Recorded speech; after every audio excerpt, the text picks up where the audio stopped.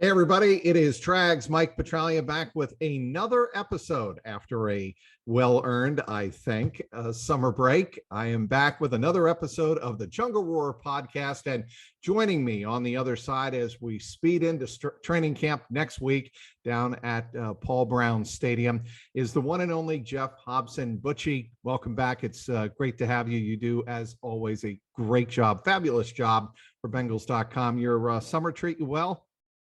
Trags, thanks for having me on. Thanks for having me on to kick off the season. You're used to this stuff. You're used to after covering the powerful Patriots for so long. You know what a short season is like. So I'm going to look to you here early on in camp to see where my legs are. Hydrate, hydrate, hydrate. I would tell that to the players, coaches, ball boys, quarterback coach Dan Pitcher. I don't care who it is. The last trainer on the field, and every single human being on that field, including reporters, cameramen, and whoever is out in that sun baking in the summer heat. Hydrate, hydrate, hydrate. You'll be fine. Get plenty of sleep at night, and you'll be amazed at how fast training camp rolls into the preseason. I would tell you that. Let's get to the business at hand. First of all, a lot of Bengal fans going into training camp naturally are, I don't know if the word's concerned, certainly intrigued by how the Bengals approach Jessie Bates. We all know by now he did not sign a contract extension by the deadline of July 15th at 4 p.m. That came and went. And more to the point, he has not signed his franchise tag tender of $12.9 million. So that means he's not even obligated right now to attend training camp. So how do the Bengals go into this training camp knowing that at the start, at least, Jessie Bates won't be there? You know, I think what Zach Taylor has staked this his program on is getting guys who are all about the business, all about the nuts and bolts, what makes the thing go, and guys who are not distracted by outside situations. And Jessie fits that bill. And certainly the guys who play around him fit that bill too. They showed that in the how they responded down the stretch in the playoffs. These guys pretty focused, right. And given that it's pretty much the same core of guys, I just see this being a kind of a, they'll praise Jessie as they should. They'll just say it's the business of football is business, and I think they'll go on about it. I mean, I think this is, the national media likes to portray this as a young team. I mean, yes, it's young, but it's not. It's got plenty of veterans out there. Does. I just pointed a guy who plays next to Jessie Bates and Vonn Bell. Right. Vonn Bell, I think, is 26 years old. I think he's played in like 8 playoff games or something. And that kind of mirrors the roster. Like, there's a lot of guys like that. Mike Hilton obviously comes to mind. So exactly. So I think this is a business. The business of America. This is going to be a Calvin Coolidge camp. The business of the Bengals is business. So for CLNS Media this week, looking ahead to Bengals training camp next week, I went over a checklist, if you will. And one of the points that I made in there about Jessie Bates was something that you just mentioned. That is, the Bengals have a ton of veterans in that secondary. Forget about around the roster. We're talking about the secondary because obviously that's where Jessie Bates calls home during the regular season.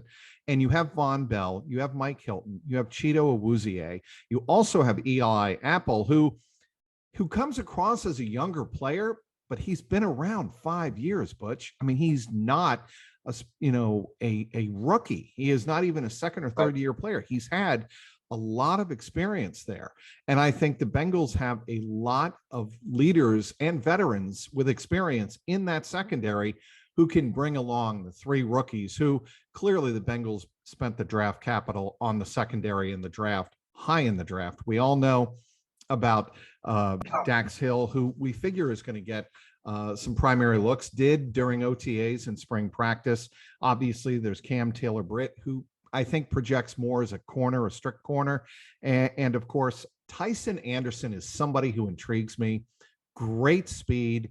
He projects as a strong safety, but who knows what Lou Anarumo could do with him in that secondary.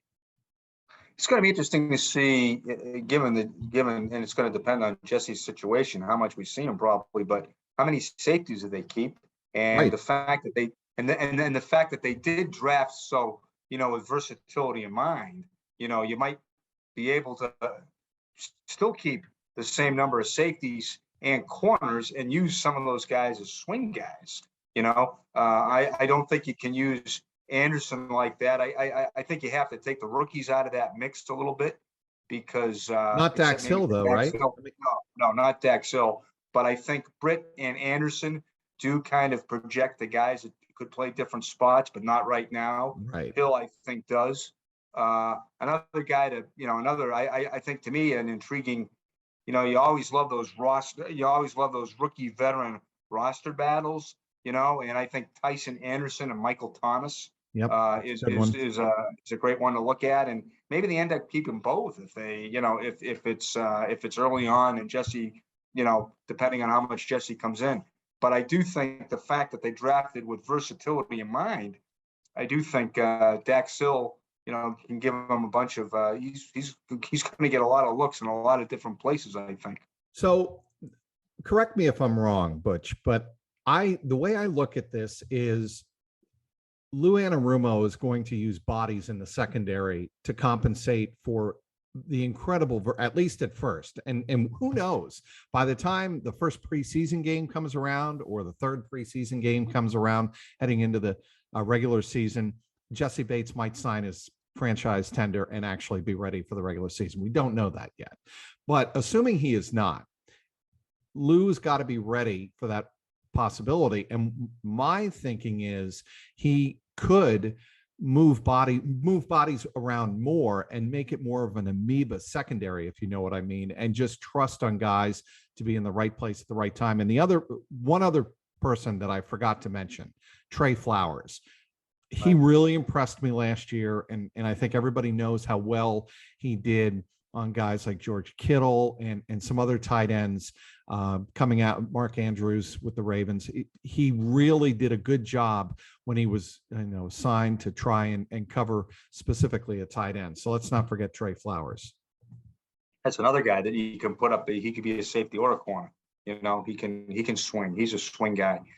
But I think the thing with Lou, and I think the thing that's made he's made it work on his defense overall, particularly in the secondary, is it's almost like he's playing with it's plug and play. He's got a system and you're going to plug in. So while obviously Bates is the key guy, he's the key guy to plug in.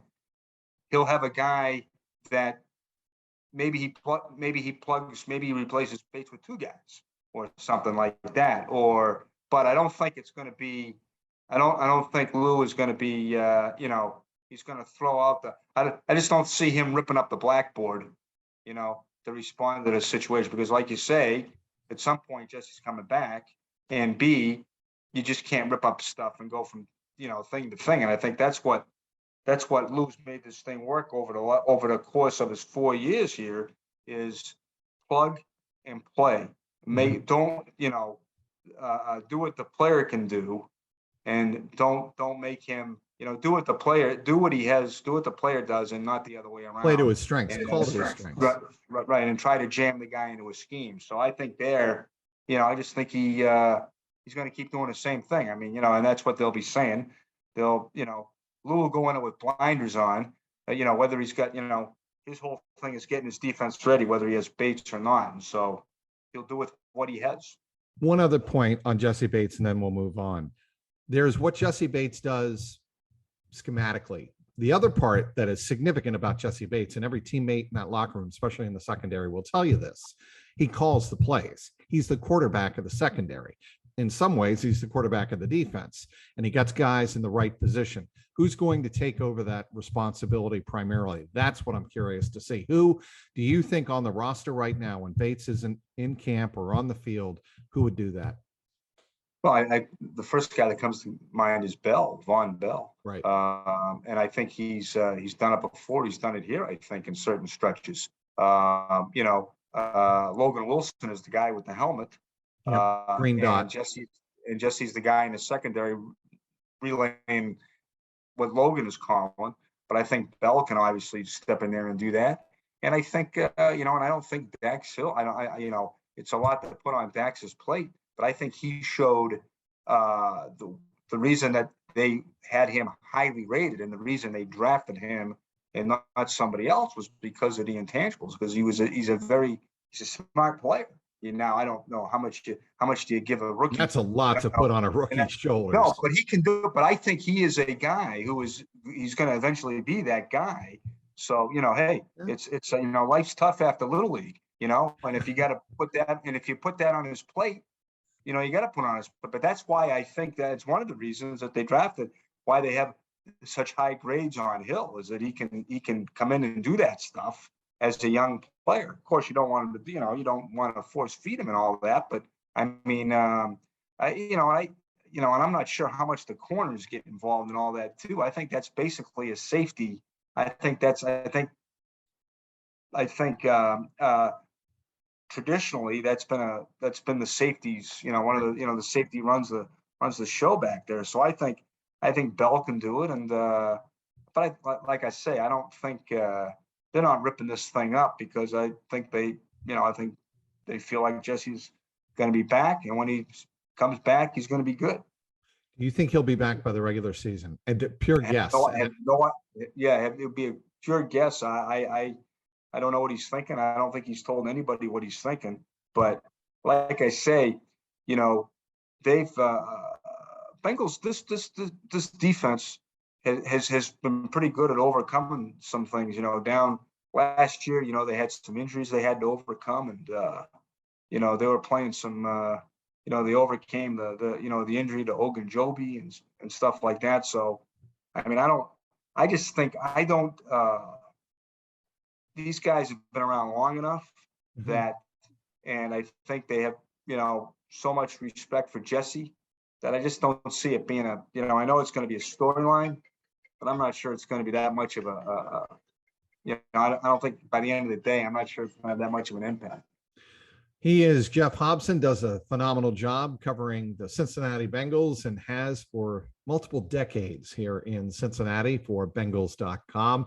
Want to move on. We've addressed Jesse, and I think we know where that stands, at least at the beginning of training camp. I want to move on to some other storylines you're going to be looking out for, and we're both going to be watching. One of which, once the pads begin, which is usually the second week of training camp, the offensive line and the health of Alex Kappa. Any indication on your end, or sense on your end, that Alex Kappa won't be full speed ahead when training camp starts? My sense is I think the way Zach left it was they were pretty confident he was going to be back for camp, and I haven't heard anything to the contrary on that one.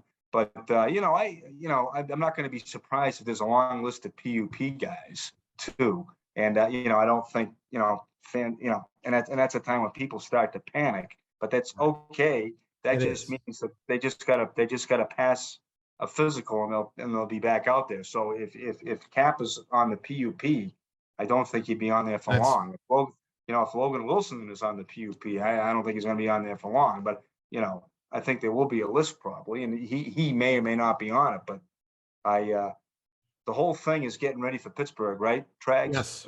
September 11th, right? I got to tell you, I'm going to jump in here, Butch. One of the things we joked at the beginning about my time in New England. One of the things I did learn in New England, especially after the multiple Super Bowl runs and the shortened off season, and then training camp starts, Bill Belichick would have no problem putting a guy on PUP for a week, 10 days, some cases 2 weeks, not too often.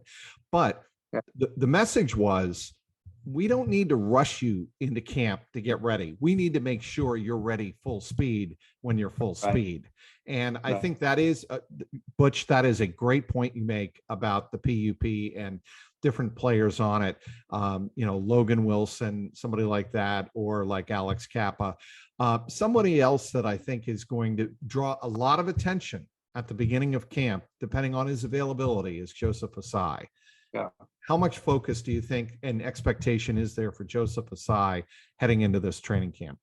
Well, we only saw him for that one great night in Tampa. What Yep. is on his first, I think on the second snap of his career, he was hitting Sacking or Brady. sacking Tom Brady. Yeah. Mhm. So I mean, and he had that phenomenal line. He had the phenomenal line, stat line before he got hurt. I think it was late in the third quarter. I mean, PFF graded him. I think he was the most highest graded rookie He's going up defensive against player. Tristan Wirfs. I mean, he was. So yeah, I mean, I think there's going to be a lot of attention on him. Where is he health wise? Don't know. Don't have any idea. But I think that he's one of these guys. He's a bonus pick, right? He's a supplemental third round pick. He didn't play last year, so I mean, and he certainly, in that first game, he showed why they drafted. He's got a really explosive first step. He's an athletic guy. He's a relentless guy. But can you imagine fitting him in there with a guy like Kareem and Sample and really giving them some more legs on the edge? Yeah, I think he's obviously a big storyline. Huge storyline. And I think the Bengals know that they've got two great edges in Sam Hubbard and Trey Hendrickson. And Hendrickson is one of, in my estimation, one of the top 5 edges, pure edges in the National Football League. Great sign by Duke Tobin and the management to bring him in when they did. But they need depth behind them, and they need consistent pass rush, especially in this day and age on the edge. Yeah, and they've been dinged up there. Kareem's got a couple of shoulders. Osai, he had the knee and the wrist. And Hubert, they never saw. I mean, Wyatt Hubert's another guy. Yep. Never saw play. The 7th round pick last year, was hurt in the spring, and he never played. And so they need some. Obviously, I think there's some. The big thing will be with their depth wise. Is their health. I mean, how healthy are these guys coming back? And they'll get a grip on that in camp, I think. But the thinking is that Osai and Hubert are going to be back to where they were, as rookies. And Kareem, you can arguably say that Kareem saved the season that day in Denver. Denver, no question, the fumble when he hit the strip. Yeah, when he took the ball away from Drew Lock, right? Lock was in the game at that point. So some question marks there, but I think as they hit into this thing, they're confident that those guys are going to be playing more than they did last year at this time. T. Higgins is somebody else who could be on the PUP, could be ready to go. What are your thoughts on T. Higgins and depth at wide receiver behind the big 3? Yeah, I mean they're kind of in a tough spot there because you really can't add anybody because they're going to have to pay Chase and Higgins at some point. If they don't get hurt, they're good, they're fine, they're great. They're one of that's maybe arguably the best trio in the league. But if one of those guys gets hurt for any length of time, is that number 4 guy on a roster? I'm not sure he is. They like Michael Thomas, his reliability and his knowledge of the offense, and I think Stanley Morgan. Stanley Morgan is more of a special teams guy, but he's reliable. Again, if a guy gets hurt for 2 games, is Morgan your guy, or do they need a number 4? Do they get a guy off waivers? Do they make a BJ Hill like trade? I mean, that's where I kind of see the 2 spots where I see them maybe making a trade or a waiver claim. I think backup defensive tackle and backup wide receiver. To me, those would be the 2 spots where they need some numbers. What do you know about Kwame Lassiter, the second out of Kansas? Darren Simmons, obviously, same alma mater, loves him. But what do you know about him? I mean, he's got good speed. He's probably of those rookies, of those rookie receivers, the undrafted rookie guys. He probably turned the most heads in the spring. Good speed. But again, is he boom? Do you put? I mean, is he going to be able to help you right away. I mean, I think that's something we're going to find. That's something we're going to find out. But I think Lassiter is a guy that only helped himself in the spring. I mean, can he? Can Puka Williams? Other Make the Kansas jump. kid. Kansas. Can he make the jump? He's shown flashes. He's shown flashes as a punt returner, but he hasn't shown much from scrimmage. So I think Lassiter probably has even though Puka's been here a year. I think Lassiter kind of served notice. And I think too they have. I think they like the guy from Coastal Carolina. I'm going to have a hell of a time trying to say his name. Javon Healy. Javon Healy or Healy. Yeah. They're waiting to see what he does too. He's a physical guy, had a great college career, a real physical, good sized player. So, I think these are the guys we're talking about. But again, if we're talking about, you got to replace one of those guys, one of the 3 guys for 2 games. I'm not, that guy's probably not here yet right now. He will be, I think. I think the guy will be here. I will say this though, Butch, with the addition of Hayden Hurst and with the addition and with Joe Mixon and what they have at the running back position, I think they have enough to compensate if one of the 3 go down. If 2 of the 3 go down, then that's a different story. That's how I feel about that. I mean, I think Mixon's about to blast off because that's what I wrote. I absolutely agree with that. Because can you imagine all the junk defenses are going to see? Yes. They're petrified of the deep ball now. So defenses are backpedaling. Talk about a light box. It's going to be an extra light box. So I think Mixon is. I think people are going to dare Mixon to beat him, and I he certainly can. I mean, the guy went to the Pro Bowl. I mean, the guy to me is the most underrated guy in the AFC North. Nobody talks about him enough, and so I think yes, if they, I think if they have problems over there, if somebody gets dinged for a game or 2, clearly they're versatile enough with a guy like Mixon that they don't miss much of a beat. All right, training camp begins next week, gets underway on Wednesday. That would be, looking at my calendar, July 27th. The veterans actually report the day before, 26th, just to make sure they're meeting all physicals and all that. That's right, Butch, on the 26th, there's physicals and whatnot, and they get on the field on the 27th. Right. And then they go through 4 days, essentially walkthroughs, because there's no pads in those first 4 days. And then they have a day off on Sunday. And then usually either the Monday or the Tuesday, you get your first full padded practice in the first week of August. And then we're looking at the first preseason game. I think that's on August 12th. And I know it's against the Arizona Cardinals. So they'll be here before you know it. That's the here and now. Okay. In the past, the Bengals had a chance, and I think this is going to turn into a great tradition, to add to their Ring of Honor. And they made that announcement earlier in the week, adding, thanks to the vote of the season ticket holders, 2 iconic members of the franchise, Big Willie Anderson, arguably the best right tackle of his era. And I don't think that's hyperbole.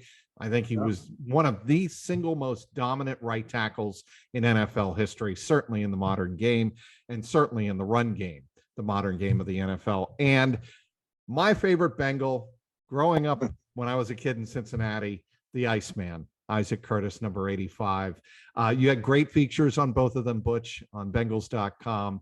I want to start with Big Willie because, I had a chance to ask Big Willie about another 71, this year's 71, Lael Collins, speaking of opening holes against light boxes for Joe Mixon.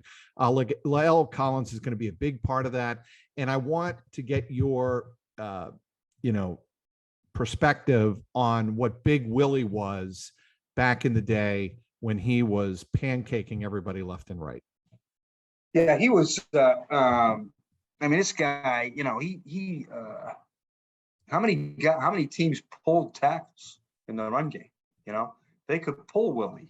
And he had, and you're absolutely right. I mean, what Willie meant to the team, I mean, do you have 2 hours? I mean, because I'm just going to focus what he did in the field, but I mean, off the field, the guy was a team leader. That team stuck together.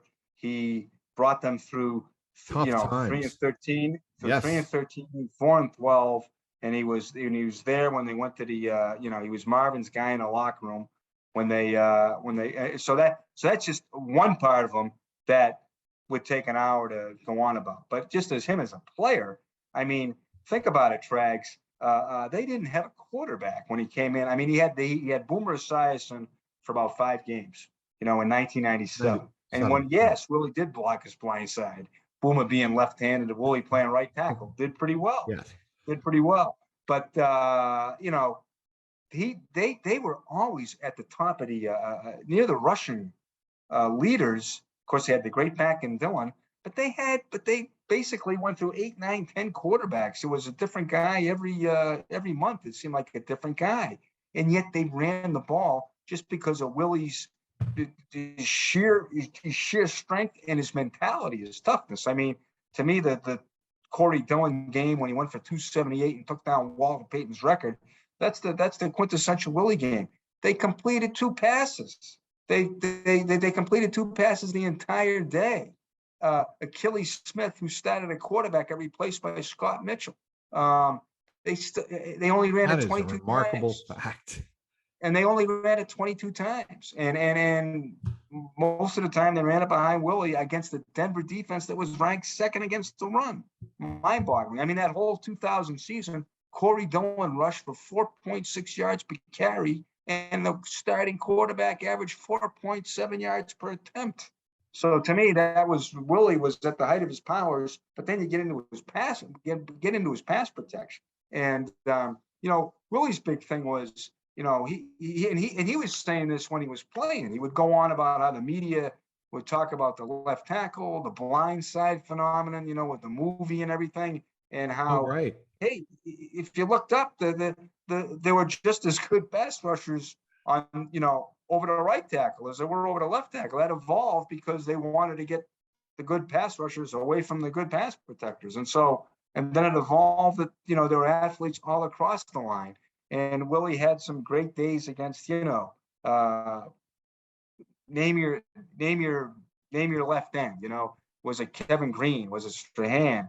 Was it Julius Peppers? I mean, Willie stoned him, I mean, so one thing that Big Willie brought up, Butch, on Tuesday was the fact that he was so proud that he did not allow a single sack for 3 years running. Do you remember this?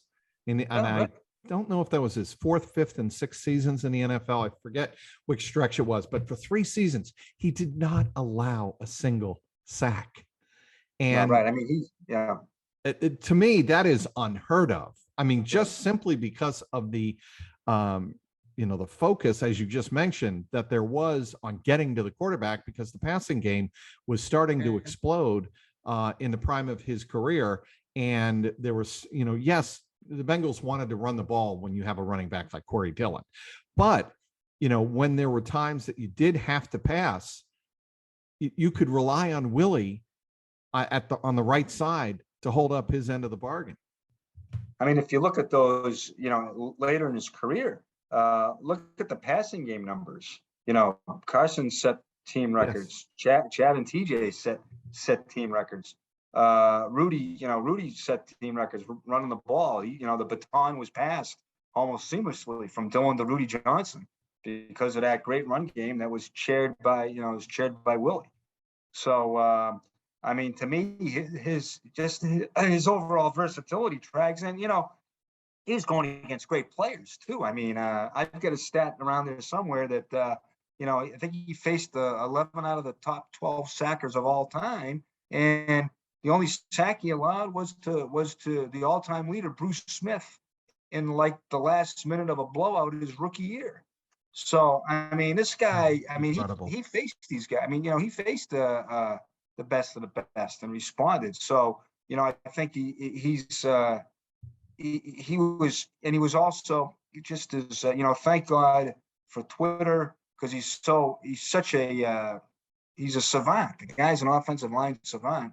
He knows so much about offensive line play, Twitter, and he's been able to carry that knowledge not only at his academy in Atlanta, the Willie Anderson Offensive Line Academy, but he's also a presence on Twitter, just talking about offensive line play, and that's what I think people don't realize. He was a straight physical specimen, but he might have been the smartest lineman of his era. He probably was a smart. I mean, if you talk to him for about 2 minutes, had to be, the smartest lineman of his era. We have to move on to Isaac Curtis real quick. We only have a couple minutes left. As I said at the beginning, my favorite Bengal of all time because of the class and elegance and grace he carried himself with on the field. He did that again when he was speaking on Tuesday about his honor, joining the other 5 on the Ring of Honor on September 29th. It'll be at halftime like it was last year of the Thursday night game, this time against Miami. Your thoughts on the Iceman and his recollections of what was an incredible career when he took us down memory lane? I dare say, Trags, he is and you would know this better than I, but I dare say he's not only the most underrated Bengal of all time, he might be the most underrated NFL player of all time. Just what he meant. I mean, he's a guy right now, if he came out in the draft right now, he'd be the first or second pick in the draft. I mean, you're talking about a guy that could make the Olympic team, and he could catch anything, so prototypical modern wide receiver. Unfortunately, broke in when, they just didn't throw the ball that much. But when you're looking for a guy to play the position now, he's the guy that you're looking for. They're just that breathtaking speed and the ability to make catches. I mean, he changed the game. They changed the rules because of him. So I just think he's, I talked to 2 guys yesterday, Charlie Joyner, who we broke in with. Yep. Charlie Joyner was traded here the year before Isaac came. Charlie Joyner went to the Hall of Fame after Paul Brown traded him to the Chargers for Coy Bacon. Pretty even deal because, he could make that trade because he had Isaac. But Joyner, was good enough that he went to the Hall of Fame after that trade. But his point was, talking to him yesterday, was Isaac Curtis is a Hall of Fame player. He doesn't have the stats. Now, Charlie played 18 years, and when he retired, he retired as the all-time leading receptions leader. So he said they had to put me in the Hall. He said, but he said that's not how it should be judged. If you go just by our natural talent, Isaac would be in. What's interesting? He said, go ahead, Butch.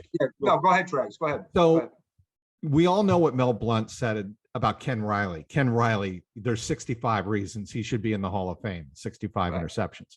If you ask Mel Blount, I think he would say the same thing about Isaac Curtis, because there were a lot of great receivers that Mel Blount faced, of course, but he would face the Bengals obviously twice a year, and nobody challenged the Steelers deep better than Isaac Curtis, and Mel Blount would tell you that. The other thing I would tell you is nobody killed the Cleveland Browns better than Isaac Curtis.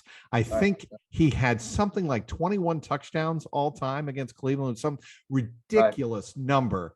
And to me, that always earned a warm spot in the heart of the old man who would obviously always love to beat Cleveland. And one reason I think Paul Brown always loved Isaac Curtis. I got to cut it off there, Butch.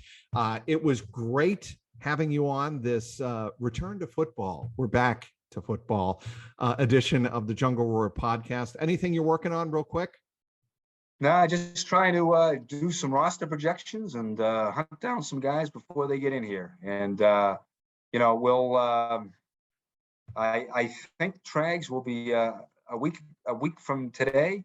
We'll be pretty geared up because I think it's going to be interesting to see training camp. What I'm really looking forward to is seeing downtown Cincinnati with a team coming off a Super Bowl, an exciting team like that, and to see what kind of crowds they're going to draw downtown Cincinnati. I think it's going to be a mini festival every day.